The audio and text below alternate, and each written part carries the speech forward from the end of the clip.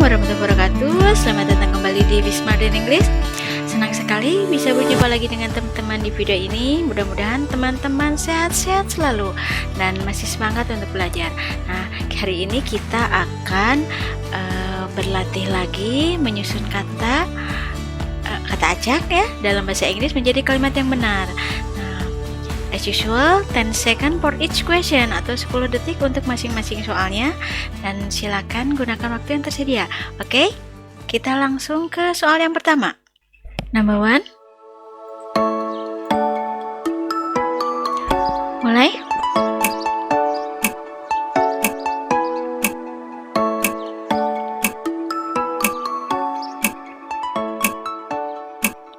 Time is up. Nah, ada me, ada must you, ada koma, ada you, the, where, please, nearest, could, is, tell, dan ada tanda tanya ya. Berarti ini kalimat pertanyaan. Nah, me itu artinya saya, must you itu masjid, you itu kamu, the itu bisa juga tidak ada artinya ya. Kalau where di mana, where itu bisa sebagai question word, bisa juga sebagai penghubung ya, disimpannya di tengah kalimat. Please itu bisa tolong, bisa juga silahkan. Please itu digunakan dalam request bisa atau permintaan ya. Kalau nearest itu terdekat. Nearest itu merupakan degrees of comparison, level superlatif ya. Nah, artinya paling, nearest itu paling dekat. Nah, sebelumnya harus pakai the, menunjukkan superlatif ya, artinya paling dekat. Nah, kemudian could itu artinya bisa. Could itu merupakan bentuk lampau dari can, artinya bisa. Kalau di awal kalimat artinya bisakah atau sudikah ya, kalau dalam command dan request. Kalau is itu adalah, bisa juga tidak ada artinya. Kalau tell itu menceritakan, ini termasuk verb ke-1 ya. Nah, di sini ada please. Please itu artinya silahkan, bisa juga tolong, dan ini ada tanda tanya. Nah, kalau ada silahkan atau tolong, berarti kalimat itu merupakan kalimat request atau permintaan ya, dan ini ada tanda tanya. Nah, please ini bisa disimpan di awal kalimat, bisa di akhir kalimat. Contoh kalimatnya seperti ambilkan saya air, tolong ya, atau silahkan ikuti saya. Nah, kalau dalam request biasanya please itu disimpan di akhir kalimat. Nah, coba sekarang kita mulai dari kata apa ya?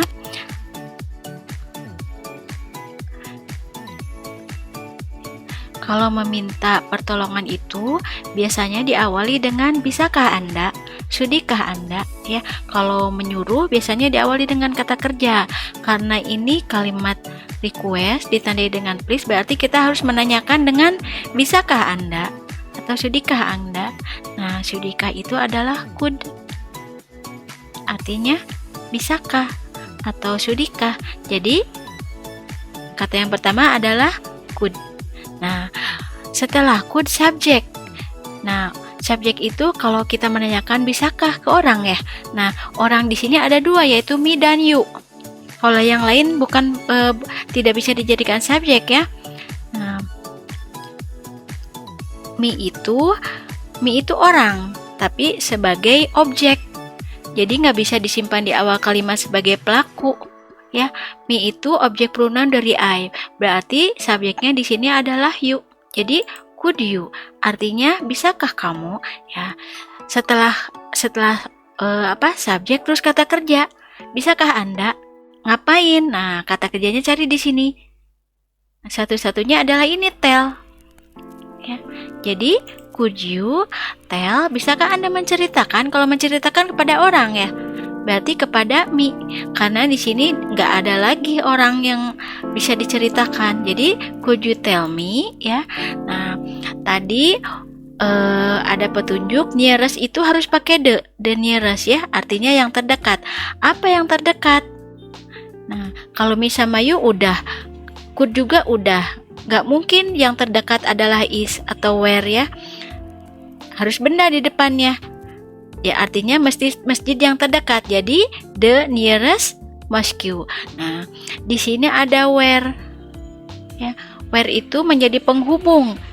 Penghubung seperti saat kita bilang, bisakah Anda menceritakan di mana WC di di kafe ini, ya. Nah, where di sini menunjukkan penghubung, artinya di mana. Jadi where dulu apa the nearest mosque dulu? Pastinya where dulu ya, artinya could you tell me where? Nah, baru masjid terdekat, yaitu the nearest mosque. Nah, kenapa the nearest mosque dulu bukan is dulu?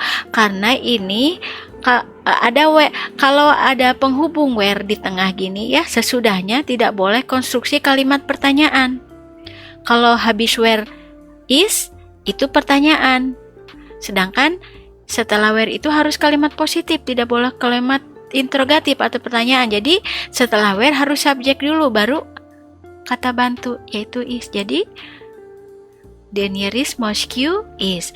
Kalau kita bertanya kan, misalkan di awal kalimat where-nya, di mana masjid terdekat? Where is the mosque?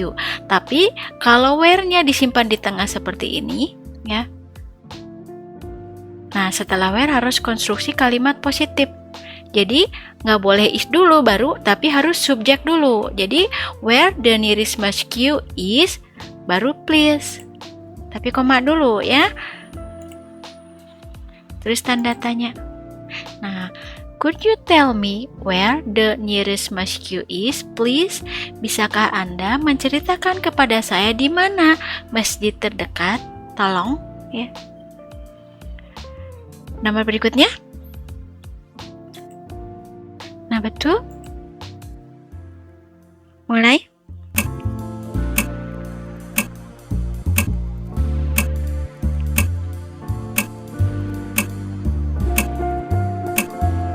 Time is up.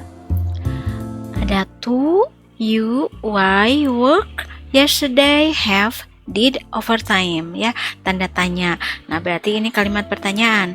To itu artinya ke, bisa juga kepada, ya. Tapi kalau to juga bisa digunakan antara dua kata kerja verb ke-1, ya. Nah, you itu kamu, why mengapa, work itu bekerja, yesterday itu kemarin, have itu bisa mempunyai. Tapi kalau have ada to-nya di depan artinya harus, ya. Nah, have juga bisa berarti telah dalam perfect tense. Kalau did itu auxiliary dalam past tense, ya. Dalam past tense. Overtime itu lembur. Nah, tanda tanya. Kalau ada tanda tanya berarti kita menanyakan menggunakan auxiliary, yaitu did. Tapi karena di sini ada why question word, kita harus mendahulukan question word dulu. Baru auxiliary, artinya mengapa, ya. Karena ini kalimat pertanyaan, berarti kita harus memulai dengan question word atau menggunakan auxiliary, yaitu did. Satu-satunya auxiliary di sini ini ya, did. Dan ini merupakan kalimat past tense karena ada yesterday. Nah, jadi kita harus mendahulukan why, artinya mengapa. Nah, pola kalimat pertanyaan yang menggunakan question word adalah setelah question word harus auxiliary. Auxiliary-nya di sini adalah did, ya. Tidak ada auxiliary yang lain, yaitu did. Jadi why did. Nah, setelah auxiliary subject. Coba cari di sini subject. Ini you, ya, satu-satunya kamu sebagai pelaku. Jadi why did you, kenapa kamu? Nah, setelah subjek harus kata kerja karena ini konstruksi kalimat interrogatif dalam past tense. Jadi setelah question word auxiliary, kemudian subjek, kemudian kata kerja. Kata kerjanya ada dua di sini, yaitu yaitu work dan have. Work itu bekerja, have itu mempunyai. Tapi nah, antara dua kata kerja itu harus ada to-nya. Nggak boleh langsung work have atau have work, tapi work to have atau have to work. Nah, coba kita artikan.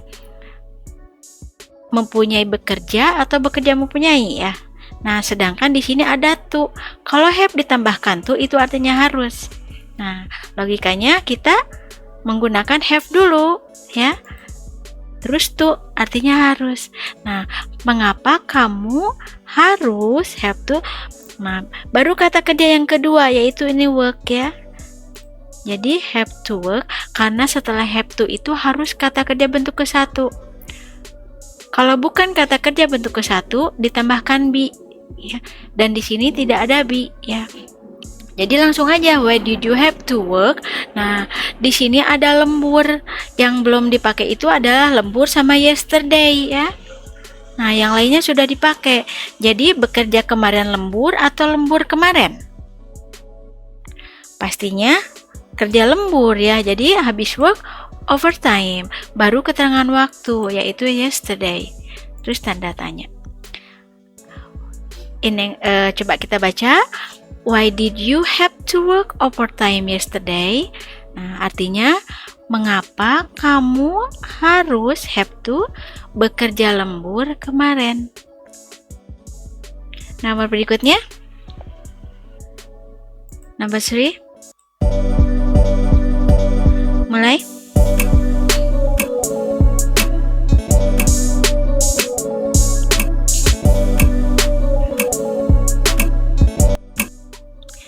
Time is up. House by into night his someone the last broke window. Nah, ini ada titik berarti ini merupakan kalimat positif ya dan tidak ada not. Berarti kalimat positif. Coba. House itu rumah, by itu lewat, bisa juga oleh ya. Into itu ke dalam. Kalau in di dalam, kalau into itu ke dalam. Night itu malam. His itu bentuk kepemilikan dari he ya. His itu di depannya harus ada bendanya. Jadi benda di sini ini ya, window sama house ya. Kalau his someone nggak mungkin. Kalau someone itu someone aja, nggak boleh his someone. Jadi his di sini bisa membikai house dan atau window ya. Nah, someone itu seseorang, the itu atau bisa juga tidak artinya. Kalau last itu yang lalu. Last itu di depannya harus ada keterangan waktunya, kayak last year tahun yang lalu atau last week minggu yang lalu. Jadi last di sini sebagai keterangan waktu ya. Broke itu merupakan kata kerja, bentuk kedua dari break. Break itu banyak artinya, bisa kalau dalam break time artinya istirahat. Kalau break tuh bisa berarti memecahkan. Break the window ya, memecahkan jendela, atau break the glass, memecahkan gelas. Nah, broke ini verb keduanya. Kalau window itu jendela. Ini kalimat past tense ya, karena kata kerjanya bentuk kedua. Nah, pola kalimat past tense adalah setelah subjek, kata kerja bentuk kedua, kemudian objek ya, kemudian keterangan. Nah, coba cari di sini mana yang bisa dijadikan subjek. Nah, petunjuknya adalah ada broke. Broke itu artinya memecahkan, tapi kalau broke di depannya pakai into artinya masuk. Ya. Kalau masuk berarti orang ya. Orang memasuki rumah karena ada house di sini. Jadi subjeknya adalah someone, artinya seseorang. Kemudian kata kerja. Cari kata kerja di sini. Ini ya, cuman ini broke. Jadi someone broke. Kalau ada rumah ya, ada jendela. Masuk jendela atau masuk ke rumah? Pastinya masuk ke rumah ya. Nah, broke itu kalau masuk ke rumah harus ditambahkan into. Jadi broke itu berarti masuknya tidak secara baik-baik. Artinya di sini ya, broke into tuh kalau memasuki secara baik-baik kan enter ya, memasuki, enter the house, lewat jalan yang seharusnya melalui pintu. Kalau broke into itu masuk yang bukan tidak baik, tapi memasuki secara tidak seharusnya ya. Jadi someone broke into memasuki apa? Memasuki rumah ya. Nah, di sini ada dua artikel yang bisa membingkai kata benda, yaitu his dan the ya. Coba kita coba dulu ya dua kemungkinan, memasuki rumahnya atau memasuki rumah lewat jendela atau memasuki lewat jendelanya. Lebih bagus memasuki rumahnya ya. Jadi someone broke into his house. Nah, seseorang memasuki rumahnya. Nah, yang belum itu adalah by ya. Kalau house udah adalah by. Terus apa lagi? Night, window, dan last. Ya, dan the. Kalau the juga belum. Nah, the itu dipakai untuk membingkai window. Karena the itu membingkai kata benda. Satu-satunya kata benda yang belum dipakai adalah window. Jadi, the itu pasti buat window. The window ya. Nah, seseorang memasuki rumahnya jendela. Rancu ya, berarti harus ada penghubungnya, yaitu ini by. Yang belum itu by, jadi someone broke into his house by lewat jendela, by the window. Nah, yang belum adalah last sama night. Cocok banget, last night itu artinya tadi malam ya. Ini merupakan time signal dari past tense. Titik. Jadi coba kita baca lagi. Someone broke into his house by the window last night. Seseorang memasuki rumahnya by the window lewat jendela tadi malam. Oke? Mudah-mudahan teman-teman gak pusing ya dengan penjelasan saya. Dan sekian dari saya. Kalau ada saran atau pertanyaan, silahkan teman-teman cantumkan di kolom komentar ya. Jangan lupa like, share, dan subscribe-nya, dan nyalakan tombol lonceng kamu supaya kita bisa berjumpa lagi di video berikutnya. Thanks for watching. Assalamualaikum warahmatullahi wabarakatuh.